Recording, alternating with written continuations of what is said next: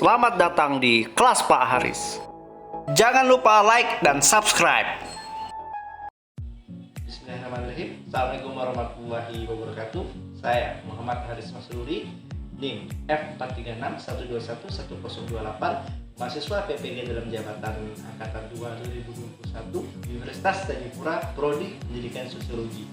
Alamat kerja SMA Negeri 2 Sukadana, Kabupaten Kayong Utara, Kalimantan Barat. Pada hari ini, Rabu 18 Agustus 2021, siap melaksanakan praktek uji kinerja. Sekian, Assalamualaikum warahmatullahi wabarakatuh.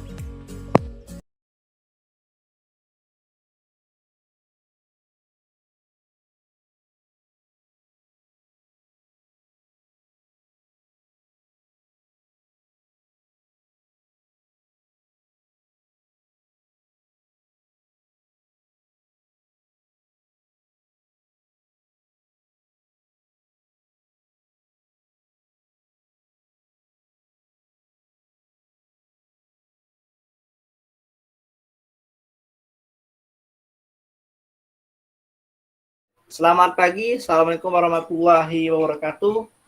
Waalaikumsalam. Waalaikumsalam. Warahmatullahi wabarakatuh. Ya, bagaimana kabarnya? Sehat semua? Sehat, Pak. Alhamdulillah. Rumah udah pada rapi ya, pasca banjir kemarin. Alhamdulillah. Baik, Ketua Kelas Egi, silakan Gi, pimpin doa Gi. Assalamualaikum warahmatullahi wabarakatuh. Waalaikumsalam warahmatullahi. Sebelum memulai kegiatan, marilah kita berdoa menurut agama dan kepercayaan kita masing-masing. Berdoa dimulai.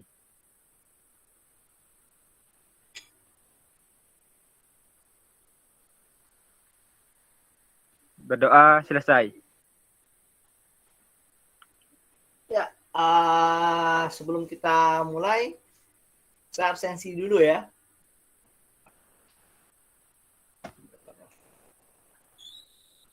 Anggil. Hadir, Pak. Hadir ya. Doni. Hadir. Egi.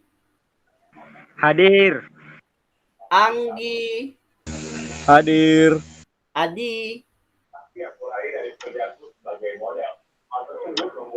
Hadir, Pak. Nita. Hadir, Pak. Yola. Hadir. Baik, hadir semua ya. Jadi sebelumnya masih ingat pertemuan kemarin kita membahas apa? Pertimbangan sosial, Pak. Ya, ketimpangan sosial. Kalau nggak salah, faktor penyebab ketimpangan sosial ya. Ada yang masih ingat apa-apa saja? Dua faktor penyebab ketimpangan sosial. Ada yang masih ingat? Assalamualaikum warahmatullahi wabarakatuh. Waalaikumsalam. Assalamualaikum warahmatullahi wabarakatuh. Mengingat kembali pertemuan kita kemarin, yaitu tentang bentuk-bentuk ketimpangan sosial. Nah, ini bentuk-bentuk ketimpangan sosial, salah satunya yaitu ketimpangan dan ketimpangan antara desa dan desa, kemudian ketimpangan antar wilayah dan wilayah, kemudian ketimpangan antar golongan sosial ekonomi, selanjutnya ketimpangan penyebaran aset, dan ketimpangan antar. Nah, di sini saya ingin menjelaskan ketimpangan antar desa dan kota bisa terlihat jelas dari perbedaan pembangunan infrastruktur dari kedua wilayah tersebut. Contohnya di Kota Ketapang dengan di desa Ada. Nah, di situ sudah terlihat banget perbedaan infrastrukturnya sangat beda. Sekian dan terima kasih. Kemarin saya masih ingat Pak tentang materi kemarin itu tentang bentuk-bentuk ketimpangan sosial. Ya. Kalau tidak salah tuh yang kemarin ada dua, yaitu ketimpangan sosial ekonomi sama ketimpangan sosial non ekonomi. Saya ambil contohnya misal di ketimpangan sosial ekonomi antara si miskin dan si kaya Pak.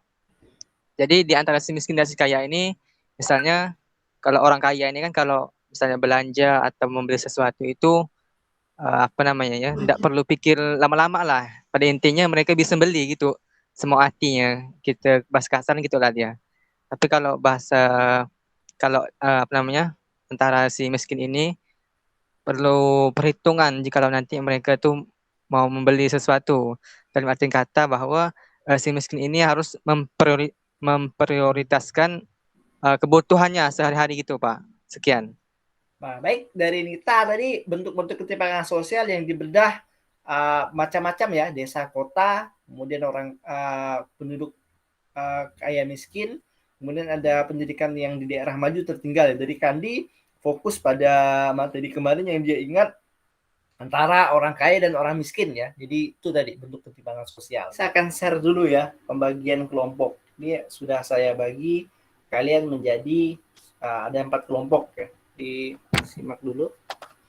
Saya mulai. Saya akan presentasi dulu ya.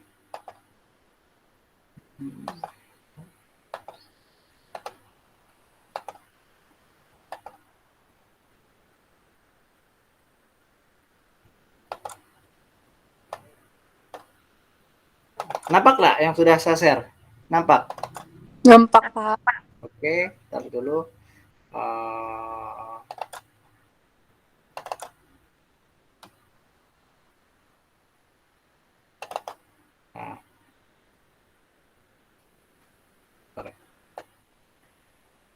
Nah, ini ya. Ini ada 4 kelompok. Tugas diskusi kelompok 1 ada Agung, Amel, Abidah, dan Nova ya, mengenai diskriminasi sosial. Bisa terlihat yang saya yang ini? Nah, kelompok 2 ada kecemburuan sosial, ada Doni, Atania, Patricia. Dan kelompok 3 ada monopoli. Nah, kelompoknya Nita ya, dan Egi. Kelompok 4 ada konflik sosial. Ini pertanyaannya ada 3 pertanyaan. Jadi 4 kelompok, ada beberapa gambar dan 3 pertanyaan. Jelas kira-kira yang ini? Jelas. Jelas, Pak. Baik, saya stop sharing dulu ya. Nah, sebentar. Selanjutnya saya akan share video ya, silakan kalian simak. Nanti saya minta beberapa untuk mengomentari ya video yang saya share. Kali ini kita akan mempelajari akibat ketimpangan sosial. Simak terlebih dahulu video berikut. Ketimpangan sosial mengakibatkan hal-hal berikut. Pertama, diskriminasi. Kedua, kecemburuan sosial. Ketiga, monopoli. Dan keempat, konflik sosial. Untuk lebih jelas lagi, ayo kita ke kelas. Kira-kira ada yang mau berkomentar dulu mengenai 4 permasalahan dalam dampak ketimpangan sosial tadi? Ada tadi kecemburuan, monopoli, diskriminasi, konflik. Silakan, mungkin ada yang mau berkomentar atau menanggapi. Oh ya, Nita ya. Silakan Nita. Baik, setelah melihat video tersebut, saya ingin beranggapan tentang kecemburuan infrastruktur jalan antara kota dan desa, Pak.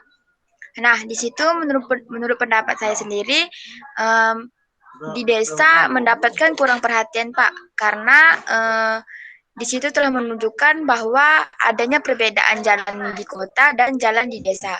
Nah, kita sebagai masyarakat yang menggunakan penuh jalan itu, kita ingin merasakan jalan yang seperti yang dimiliki orang di kota, tetapi kita tidak bisa merasakannya dikarenakan karena di desa ini sangat kurang perhatian dari pemerintah.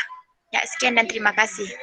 Ya, baik. Dari video tadi Nita menanggapi di bagian kecemburuan sosial ya. Jadi warga desa sangat ingin merasakan jalan seperti di Jakarta ya, bukan seperti jalan kita yang di Siduk itu ya, Siduk Ketapang.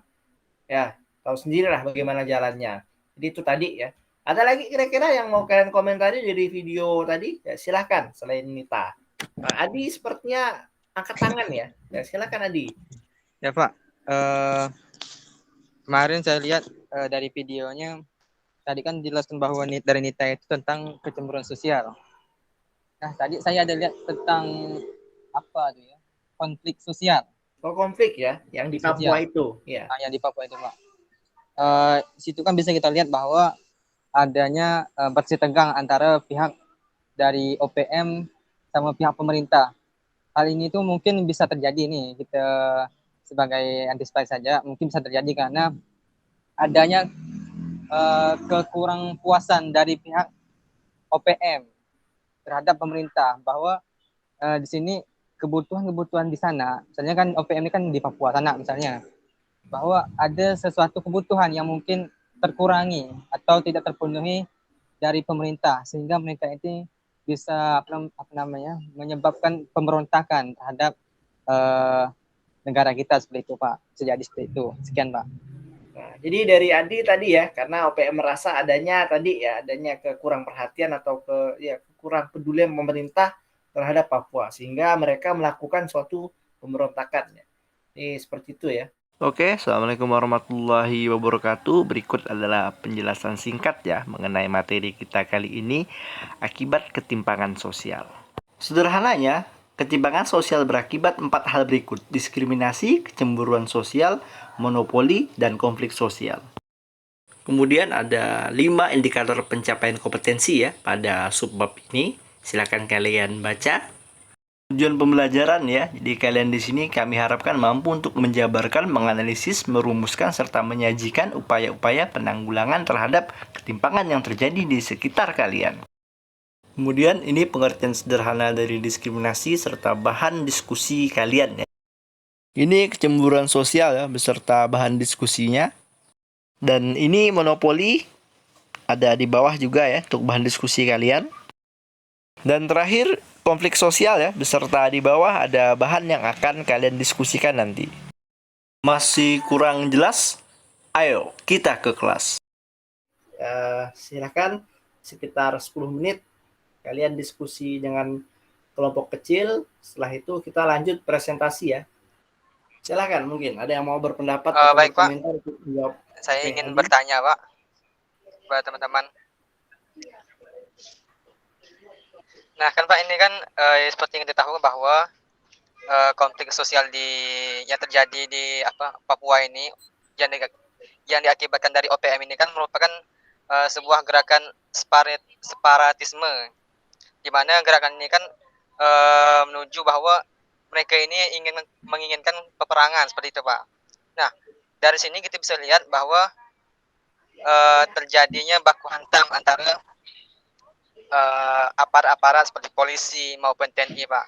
Jadi solusi yang kira-kira bisa membangun Papua itu seperti dulu lagi Pak, yang tidak menyebabkan konflik atau seperti apa begitu Pak. Baik, dari Adi saya tanggapi ya. Jadi sesuai dengan materi kita kan ini akibat dari ketimpangan sosial. Akibat tuh bisa juga dampak ya. Jadi silahkan kalian nanti cari dengan anggota kalian bagaimana sih upaya yang bisa dilakukan agar ketimpangan di Papua itu bisa reda. Bisa dari sudut masyarakat setempat, kebijakan pemerintah, ataupun pembagian sumber daya yang merata sehingga berdampak ketimpangan di Papua tidak terjadi lagi ya. Itu dampak dari OPM tuh nanti kan ada dampak positif negatifnya tuh Pak. Iya, iya. Jadi gimana caranya solusi pemerintah untuk menanggapi itu tuh? Nah, dampak OPM ini kan kalian lihat lagi, apakah dampaknya itu banyak dampak positifnya atau dampak negatifnya. Saya rasa kalau analisis kalian sih, kira-kira banyak dampak positifnya atau dampak negatifnya? Negatif, Kalau Pak. menurut saya sih negatifnya banyak sih dari kejadian itu tuh. Ya, Don, silakan Don. Nah, untuk pertanyaan saya seperti ini. Kecemburuan sosial yang gambarnya Bapak Berinta itu, pemicunya itu apa sih yang membuat kecemburuan sosial antara jalan di situ dengan jalan di Jakarta itu apa sih? Itu yang pertama Pak. Iya, oke. Seterusnya, upaya apa sih yang harus sebenarnya dilakukan untuk mengatasi kecemburuan sosial tersebut? Nah, baik. Nah, terus Oke, masih ada. kenapa sih seakan-akan pemerintah tuh pilih kasih gitu terhadap kota-kota maju dengan kota-kota yang kecil seperti gambar yang telah Bapak berikan tadi itu? Terima kasih, Pak. Baik, ada 3 tanggapan ya dari tugas diskusi dari Doni. Nanti mungkin silahkan juga dibahas dengan kawan-kawannya. Jadi tadi kan soal jalannya. Yang pertama nggak salah soalnya apa dan tadi kok ada kecemburuan ya itu ya. Iya, Pak. Yang memicu tersebut tuh apa, Pak? Nah, itu kan ya kembali lagi ke materi kita ya, adanya ketidakadilan. Jadi kalau nggak salah yang pertemuan pertama Doni pernah sampaikan bahwa letak geografis atau demografis atau tidak salah jumlah penduduk daerah kecil di jalan kita itu kan tidak sebanyak Jakarta. Mungkin itu ya yang pemicunya prioritas pembangunan tuh tidak di daerah kita ya bisa jadi seperti itu. Nah, pertanyaan kedua dampak yang ditimbulkan ya. Jadi kalau dilihat-lihat kira-kira dengan adanya kecemburuan tuh banyak dampak positifnya atau banyak dampak negatifnya? Dengan adanya perbedaan jalan tersebut yang sangat signifikan. Banyak dampak apanya kira-kira, Don? Ya, yang pastinya dampak negatifnya, Pak. Dari situ kan terlihat jelas kan bahwa dampak negatifnya itu kan jelas banget gitu. Bahwa jalan yang di kota dengan jalan yang di Siduk tuh aksesnya susah gitu. Itu dampak negatifnya salah satunya. Ya. Jadi bisa kalian diskusikan dampak adanya jalan yang berbeda antara Siduk dan Jakarta. Kira-kira dampaknya apa sih bagi masyarakat? Silakan untuk kalian mungkin ada yang masih kurang jelas atau yang mau didiskusikan mengenai tadi monopoli ya, tugas diskusi kalian. Silakan mungkin ada yang mau ditanya atau menanggapi.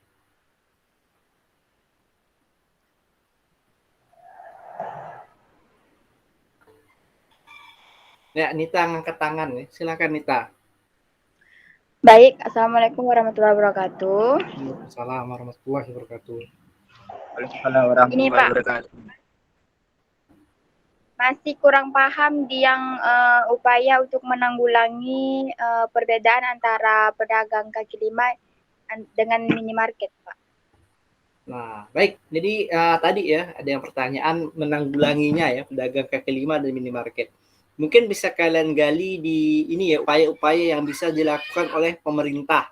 Nah, jadi lebih mungkin ke titik beratnya ke pemerintah ya atau pemerintah daerah atau pusat ya sehingga tidak terjadi praktek monopoli oleh pasar tertentu. Bisa kalian gali di situnya. Kira-kira gimana? Perdalam lagi di poin tadi yang saya arahkan.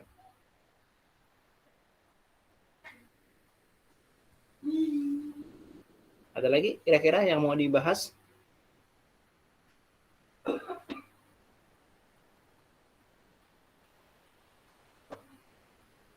Dari yang lain mungkin selain Nita yang mengenai tugas kalian atau yang mau kalian diskusikan? Silahkan.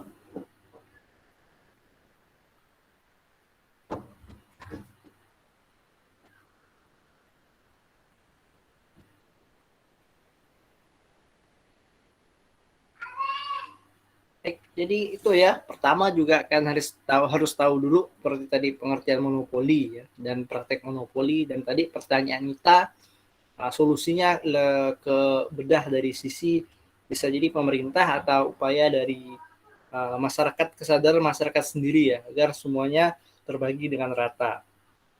Ada lagi tidak kira-kira yang mau disampaikan? Cukup, Pak.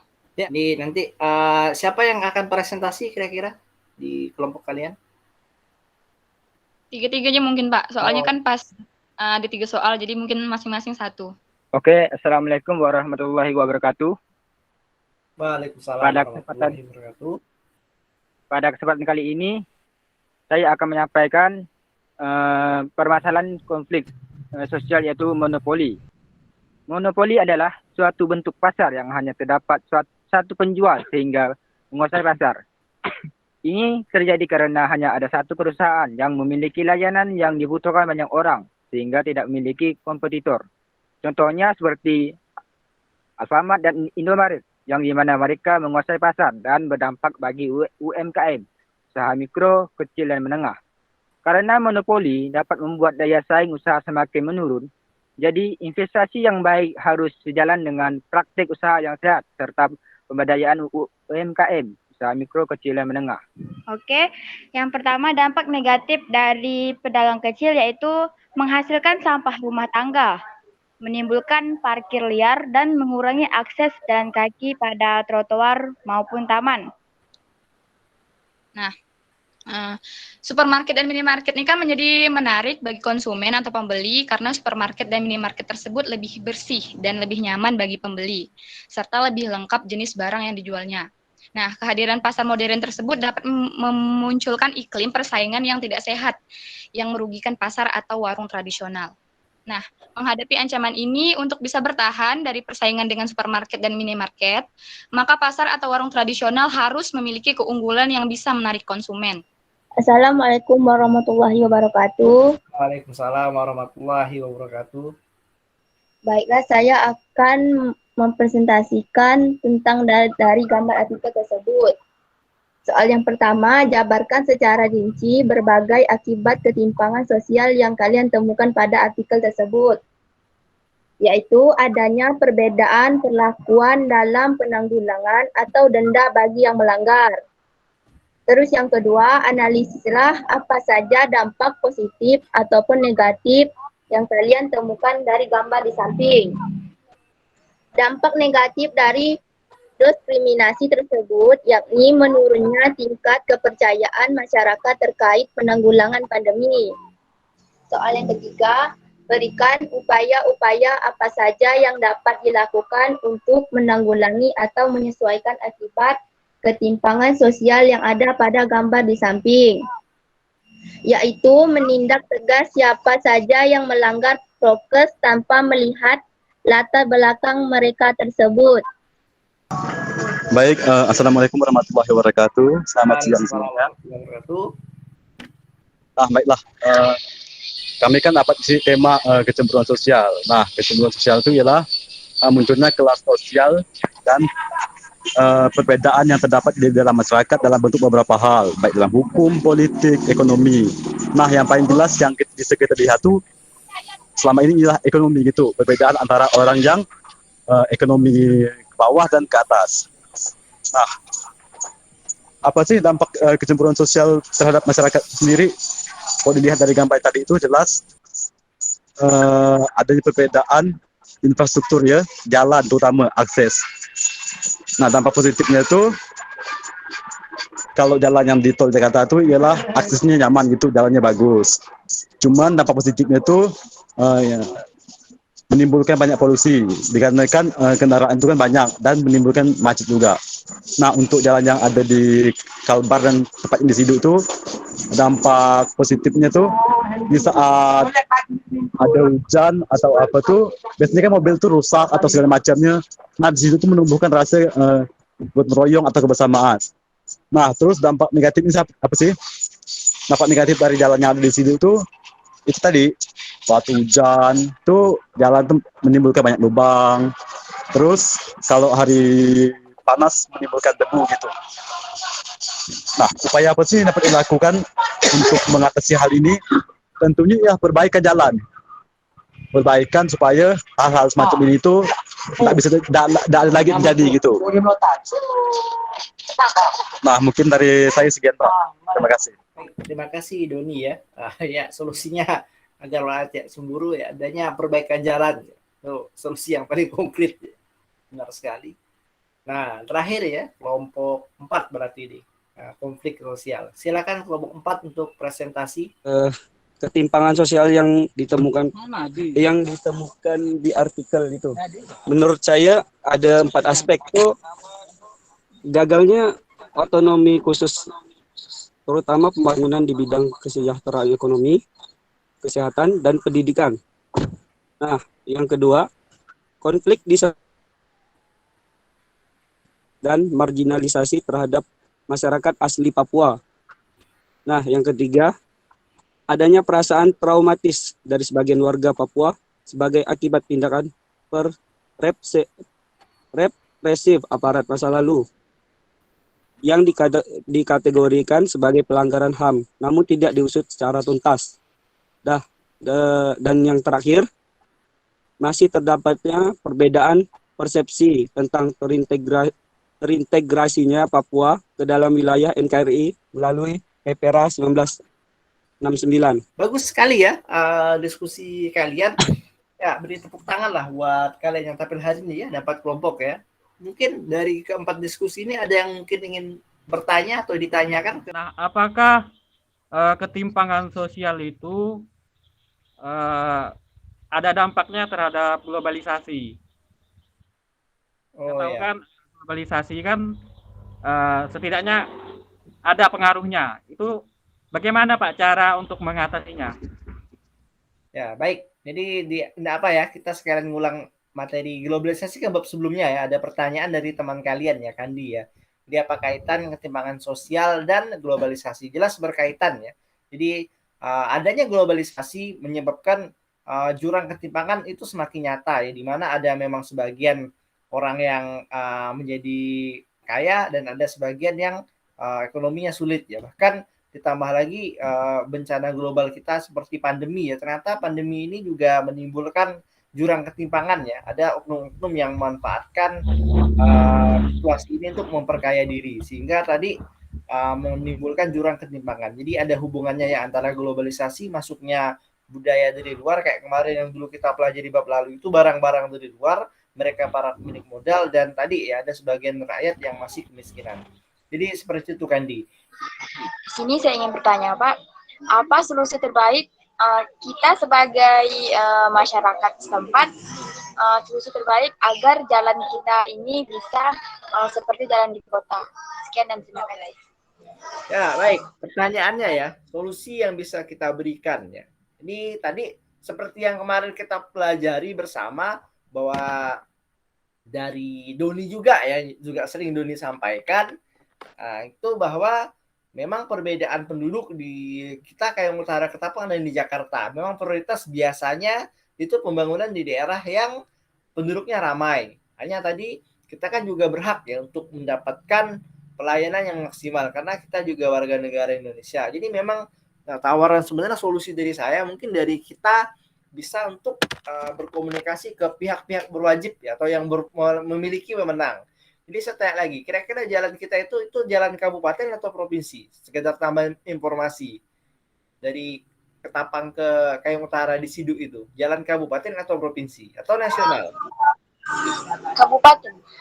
Jalan kabupaten. Nah, ini Nita, kamu sudah kelas 12 ya. Jadi pelajari baik-baik bahwa jalan itu jalan provinsi. Jadi sekedar tambah informasi, jalan dari Teluk Batang ke Siduk yang rusak parah itu provinsi. Itu provinsi wewenangnya Pak Gubernur ya. Kemudian dari Siduk ke Ketapang itu sudah masuk kategori jalan nasional. Jadi pihak yang berwenang atau yang paling bertanggung jawab terhadap rusaknya jalan itu ialah Pemprov Kalbar. Jadi sebagai warga boleh kalian misalkan menyampaikan ke pihak berwenang atau yang memiliki kewenangan agar dapat segera membetulkan jalan tersebut. Apalagi dan terlebih itu merupakan satu-satunya akses jalan menuju Ketapang ini Kayong Utara. Jadi jalan tunggal, tidak ada lagi jalan lain kecuali mutar jauh. Jadi memang sebenarnya itu sangat urgen ya, mengingat juga truk-truk besar biasa lewat ya yang tidak sesuai kapasitas. Memang kemarin ada solusi bagus juga ya dari Pak Gubernur untuk jembatan timbang ya. Tinggal aplikasinya saja. Jadi kendaraan yang lewat harus sesuai dengan bobot jalan sehingga jalan tidak rusak dan tidak menimbulkan kecelakaan. Mengingat kasihan kalian siswa ya, kemarin waktu masih masuk banyak siswa yang terjatuh juga, itu salah satu korban. Jangan sampai ada korban-korban selanjutnya dari hancurnya jalan tersebut ya. Jadi itu sih menurut saya. Bismillahirrahmanirrahim. Pak, izin bertanya, Pak. Ya, silakan. Nah, berdasarkan video yang kemarin kami lihat tuh, Pak, itu kan ada tentang konflik sosial tuh, Pak. Oh, bahwa ya kita ketahui bahwa di situ kan ada gambar dari OPM tuh. Nah, dari konflik sosial ini apa sih Pak kira-kiranya seperti apa dampak positif ataupun negatifnya Pak? Seperti itu dia. Ya, baik. Dampak positif dan negatif konflik di Papua ya. Memang itu segala sesuatu memang ada dampak positif dan negatifnya. Hanya tadi kira-kira saya tanya balik lah. Banyak dampak negatif atau banyak dampak positifnya konflik di Papua? Negatif, Pak. Ya, banyak negatif ya. Jadi dampak negatifnya sudah sangat jelas sekali terasa ya. Negara kita habis anggaran untuk ke Papua, kemudian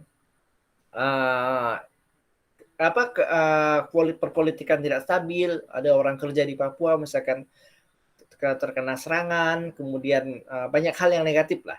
Dan memang positifnya tadi ya salah satunya membuat kalian generasi muda untuk berpikir ya, dampak positifnya berpikir oh ternyata Indonesia sebenarnya sedang tidak baik-baik saja ya, ada gejolak yang terjadi di negara kita sehingga kalian bisa termotivasi atau terpacu untuk memberikan, mungkin bisa berkontribusi langsung ya nanti ya dalam menangani atau menyelesaikan konflik di Papua.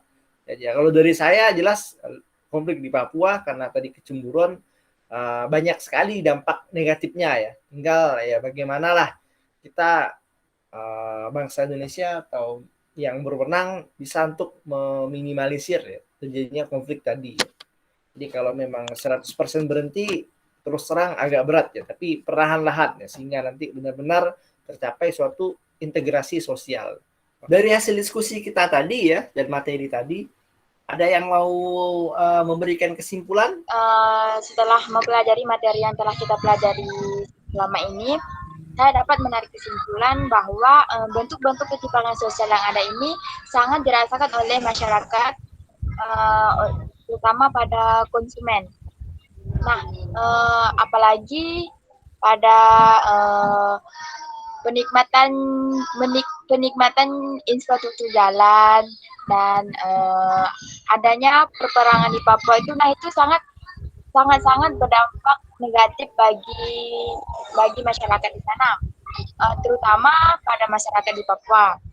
Dan kemudian materi tentang monopoli, nah di situ sangat berdampak negatif bagi pedagang di kaki lima, yaitu mereka sangat merasa tersaingi dengan adanya Alfamart tersebut. Nah di situ sangat dirasakan oleh konsumen, oleh yang memiliki pedagang kaki lima tersebut gitu. Ya, sekian dan terima kasih. Ya, Assalamualaikum warahmatullahi wabarakatuh. Waalaikumsalam warahmatullahi wabarakatuh. Di sini saya akan menarik sedikit kesimpulan, mungkin dari keseluruhan materi yang sudah kita dapat, dari empat permasalahan yang ada, gitu kan, seperti diskriminasi, kecemburuan sosial, monopoli, dan yang terakhir konflik sosial. Dari empat materi ini tuh sama-sama tidak ada keadilan menurut saya.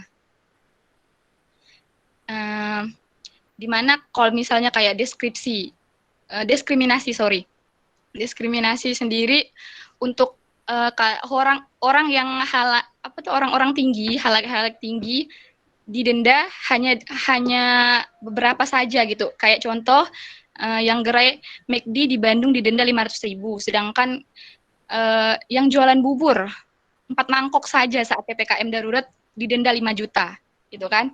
Sangat tidak ada keadilan di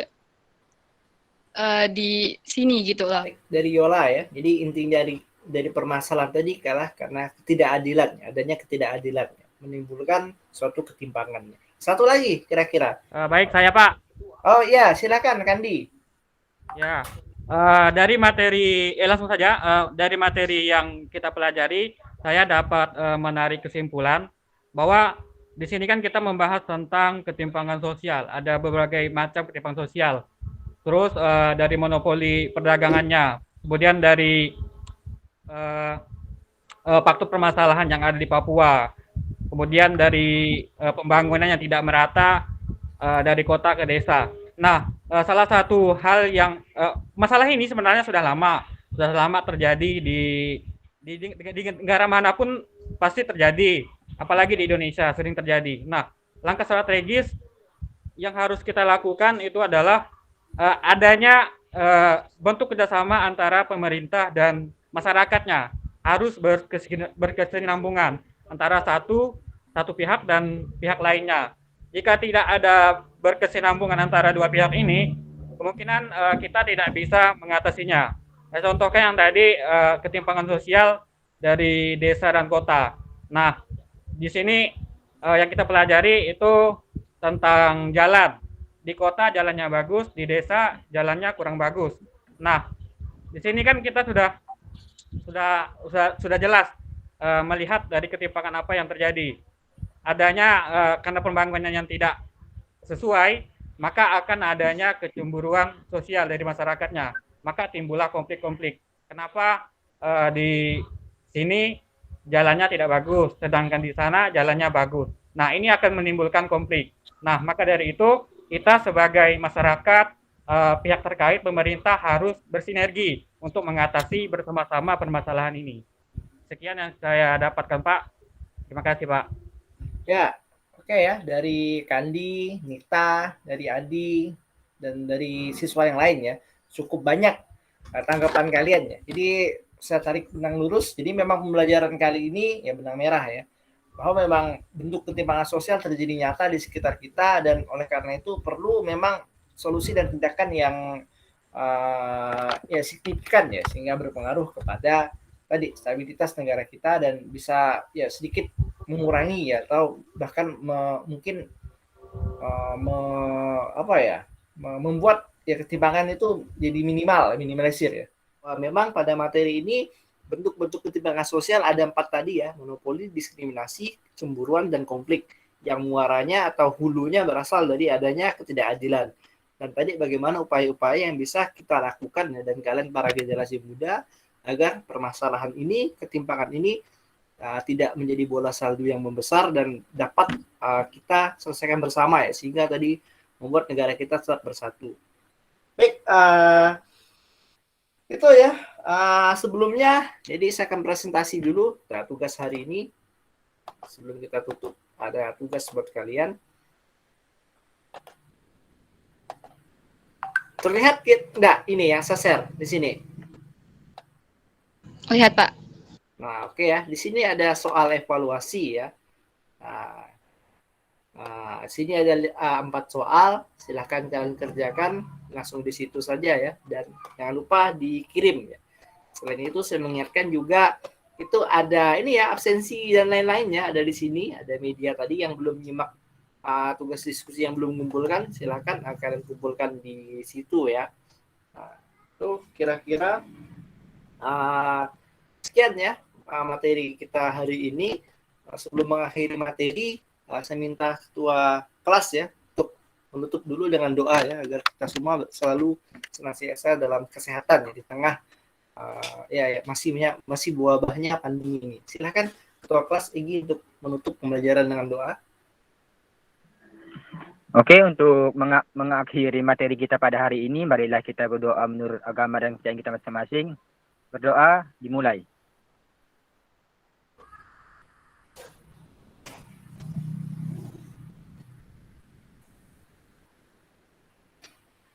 Berdoa, selesai. Amin, amin. Sadaqallahul azim. Baik, sekian ya materi kita kali ini. Mohon maaf untuk kata-kata yang salah. Semoga kita semua diberikan kesehatan ya. Sampai nanti ulangan nanti. Wabillahi taufiq wal hidayah. Wassalamualaikum warahmatullahi wabarakatuh.